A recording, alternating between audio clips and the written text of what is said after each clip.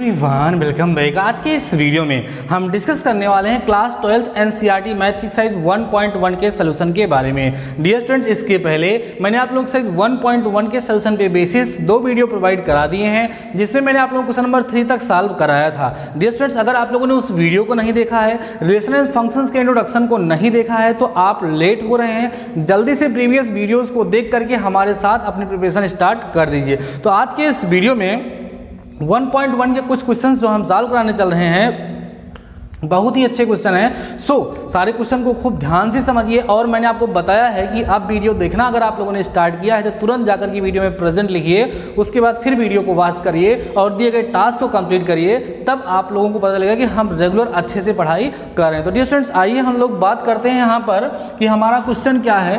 कह रहा है स्टूडेंट्स यहाँ पर सिद्ध कीजिए कि आर माने वास्तविक संख्याओं में, मीन्स हमारा जो रिलेशन है वो आर से आर में डिफाइंड है, हमको इसको वास्तविक संख्याओं के लिए बताना है। R is equal to A comma B such that A is less or equal than B द्वारा परिभाषित संबंध स्वतुल्य संक्रामक है परंतु सममित नहीं है। मीन्स ये संबंध जो आपके सामने दिया है यह स्वतुल्य है, संक्रामक है परंतु सममित नहीं है, ऐसा आपको प्रूफ करके दिखाना है। तो देखिए कैसे हम दिखाएंगे बच्चों। देखो R इक्वल टू हमें गिवन है a comma b such that A is less or equal than b, मतलब दोनों में से एक भी कंडीशन फॉलो हो गई तो काम हमारा बन जाएगा। अब यहाँ सबसे पहला आप कहोगे ये स्वतुल्य है, स्वतुल्य है या पहले सिद्ध करना है हमको, तो पहले करके दिखाना पड़ेगा। आप कह सकते हैं, आप कहेंगे चूंकि a comma a belongs to R for all या फॉर एवरी लिखिए, for every a belongs to real number. क्योंकि ऐसा क्यों हो रहा है? क्योंकि a is always equal to a। बात समझिए, a कॉमा a की बात हम करें तो यहाँ पर लेस आर इक्वल टू का साइन लगा हुआ है, तो हम इक्वल टू को लेकर के अगर हम बात करेंगे तो कोई भी संख्या सदैव स्वयं की क्या होगी, बराबर होगी। इसलिए इसमें 1,1 मतलब स्वयं वाला रिलेशन इसमें हमेशा मिल जाएगा, इसलिए ये क्या है, स्वतुल्य संबंध है। कहेंगे अतः आर एक कैसा है बच्चों, स्वतुल्य संबंध है, संबंध है। अब देखो सममित नहीं है, इसको कैसे दिखाओगे आप? दूसरे नंबर पे आइए, आप कहोगे क्योंकि 1,2 बिलोंग्स टू आर, 1,2 आर से बिलोंग करता है। क्यों बिलोंग करता है? क्यों? Implies that 1 is less then 2। देखो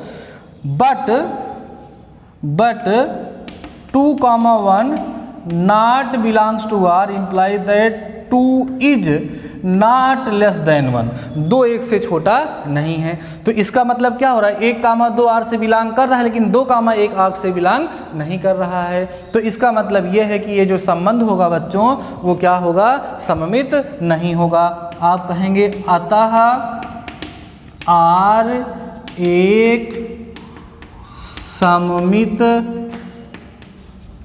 संबंध नहीं है। ठीक है, चलो सममित नहीं हो गया।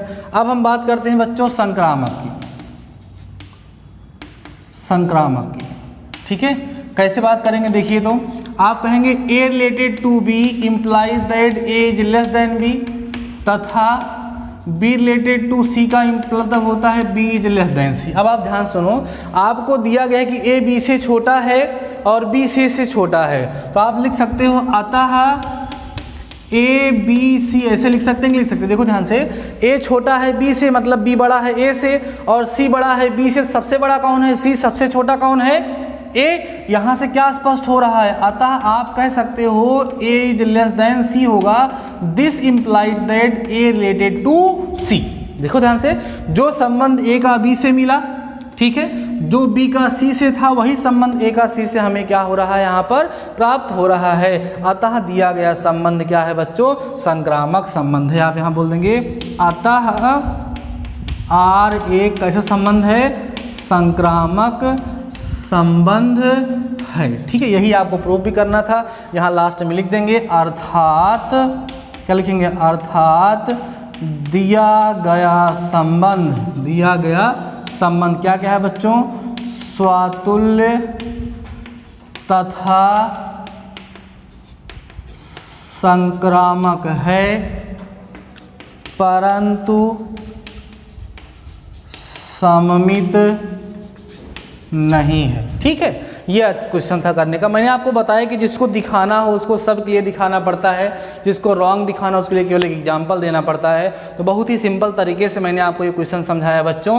कैसे करना था आपने देखा, यहाँ पर बहुत ही इजी क्वेश्चन था। आप क्या करिए, वीडियो को पास करके इस क्वेश्चन को आप लोग नोट कर लीजिए, देन हम लोग नेक्स्ट क्वेश्चन डिस्कस करते हैं। So please pass the video and note down. देखते हैं बच्चों हम लोग क्वेश्चन नंबर 5 और 6 दोनों के दोनों क्वेश्चन बहुत ही अच्छे हैं। अब काफ़ी डिटेल में हम आपको क्वेश्चन नहीं सॉल्व कराएंगे, उसको समझा देंगे और आप लोगों को अब लिखने का तरीका और सॉल्व करने का तरीका समझ में आ गया होगा बच्चों। तो आप लोग उसको उस तरीके से क्या करेंगे, सॉल्व कर लेंगे। आइए हम लोग देखते हैं कि हमारा 5th क्वेश्चन क्या है बच्चों।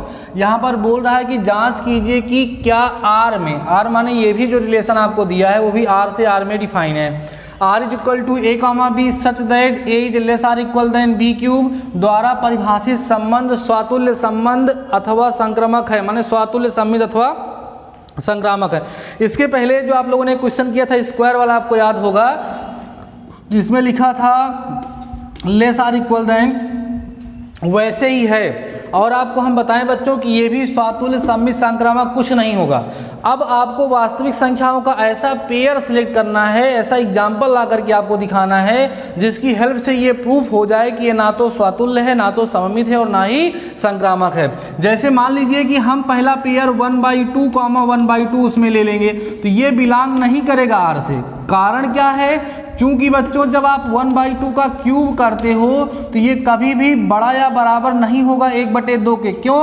क्योंकि 1/2 का क्यूब करने पर 1/8 आ जाएगा। वो लॉजिक मैंने आपको सिखाया था ना कि अगर कोई भी संख्या 1 से छोटी हो उसका वर्ग करो तो वो और छोटी हो जाती है। अगर हम यही पूर्ण संख्या के लिए बात करें तो हमेशा संबंध आपको सत्य दिखाता हुआ नजर आएगा। जैसे मान लो आपने 2,2 ले लिया, ठीक है, तो अभी इस 2 का घन करोगे तो 8 आएगा, तो 8 तो हमेशा बड़ा हो ही जाएगा, 2 से कम हमारा बन जाएगा ना।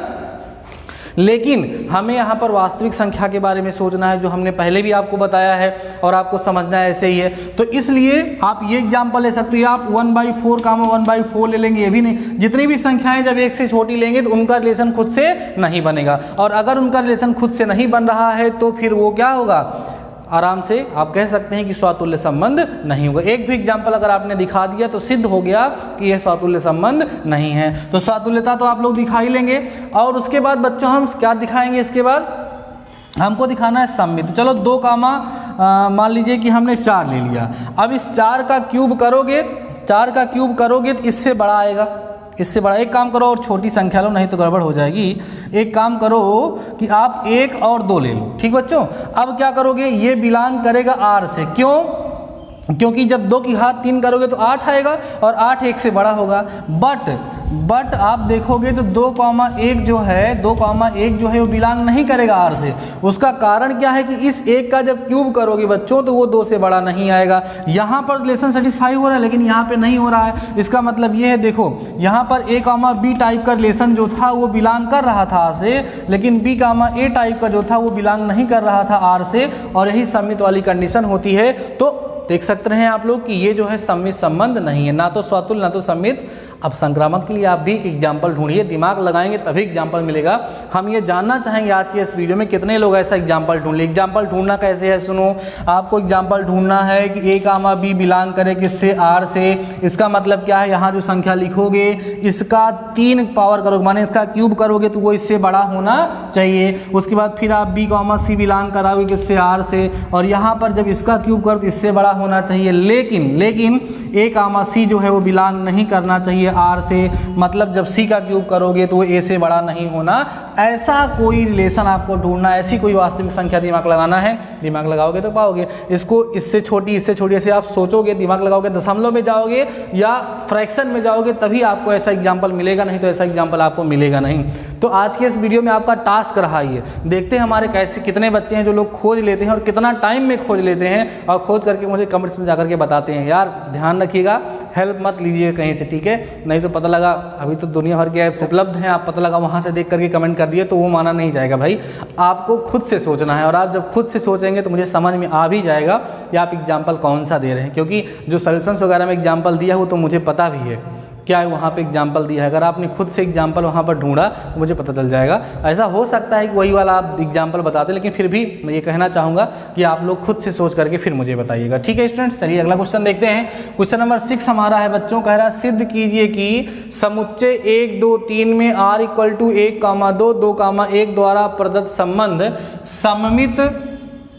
सममित है किंतु ना तो स्वातुल्य है और ना ही क्या है बच्चों संक्रामक है। तो साफ साफ दिख रहा है। देखो इसमें आपको यहाँ बताना पड़ेगा क्या, चूंकि 1, 1, 1 है जो बिलोंग नहीं करता r से, तो 1, 1, 2, 2, 3, 3 अगर ये सब जो है r में बिलोंग नहीं कर रहे हैं तो सिंपल सी बात है कि ये स्वातुल्य नहीं होगा। सममित की बात करें, देखो 1, 2 है तो वो बिलोंग करता है r से, तो साथ ही साथ 2, 1 भी यहाँ पर बिलोंग कर रहा है r से, तो जाहिर सी बात है कि ये सममित हो जाएगा। अब संक्रामक की बात करेंगे तो 1 देखो 1 बिलोंग किया 2 से तथा 2 बिलोंग किया किससे बच्चों 1 से, तो उसके बाद इसका 1, 1 मिलना चाहिए था। देखो ध्यान से, 1 बिलोंग किया 2 से माने A रिलेशन B से हुआ, फिर B का C से हुआ था, A का C से मीन से 1, 1 हमको मिलना चाहिए था। 1, 1 हमारे पास कहीं दिख ही नहीं रहा है। अगर 1, 1 यहाँ पर होता तो बहुत ही आसानी से हमारा यह संबंध संक्रामक हो जाता। तो साफ ही साफ दिख रहा है कि ना तो ये स्वातुल्य है ना तो ये संक्रामक है, ये है क्या सममित है। तो आप देख पा रहे होंगे बच्चों, बहुत ही छोटे छोटे बहुत ही अच्छे अच्छे क्वेश्चंस यहाँ पर आपको देखने के लिए मिल रहे हैं। बस आपको डेफिनेशंस और कंसेप्ट पता होने चाहिए। बातें समझ में आ रही है। अब नेक्स्ट वीडियो में मैं आप लोगों को वही क्वेश्चन बताऊंगा जो आप लोग कमेंट करेंगे, या मुझे जो टफ लगेगा वो सारे क्वेश्चंस मैं करवा दूंगा, बाकी सारे क्वेश्चंस आप लोगों को खुद सॉल्व करना होगा। तो आज के इस वीडियो में मैं आपको ज़्यादा क्वेश्चन इसलिए नहीं बता रहा हूँ क्योंकि क्वेश्चन खुद से सॉल्व करने चाहिए बच्चों। जब आप खुद से क्वेश्चन सॉल्व करोगे तभी आपके अंदर डेवलपमेंट आएगा। मैथ्स के क्वेश्चन कहीं से देख करके लगा दिया जाए या कोई बता दिया जाए तो उतना अच्छे से समझ में वो नहीं आता है। अगर आप चाहते हैं कि मैथ्स आपको आ जाए तो सेल्फ स्टडी के लिए टाइम दीजिए। हाँ, रूल रेगुलेशन जो कंसेप्ट है उसको आप टीचर से समझ लीजिए, वहाँ पर अच्छी बात है। जब उसको आप समझ लेंगे देन उसके बाद जब आप क्वेश्चन सॉल्व करोगे तो पता चलता है कि आपने उसको कितना बेहतर तरीके से, कितना अंदर तक, कितना तह तक उसके आप गए हैं और कितना अच्छे से आप लोगों ने उसको सोचा है और समझा है। तो डियर स्टूडेंट्स, हम यही कहना चाहेंगे कि एक्सरसाइज कंप्लीट सभी लोग लगा लीजिए। और मैंने फिर से आपको वीडियो का टाइम बताना उचित समझा, इसलिए मैं आपको बता रहा हूँ कि आप लोग रेगुलर आप फिर से समझ लीजिए कि 9 PM की आपको आपका वीडियो मिलने वाला है। तो आप लेट मत होइएगा, आप लोग लेट होते हैं, कल का वीडियो आज देखते हैं, आज का कल देखते हैं तो दिक्कत होती है। ठीक है स्टूडेंट्स, तो आज के इस वीडियो में बस इतना। एक्सरसाइज को सॉल्व करिए। मिलते हैं नेक्स्ट वीडियो के साथ, तब तक अपना ख्याल रखिए।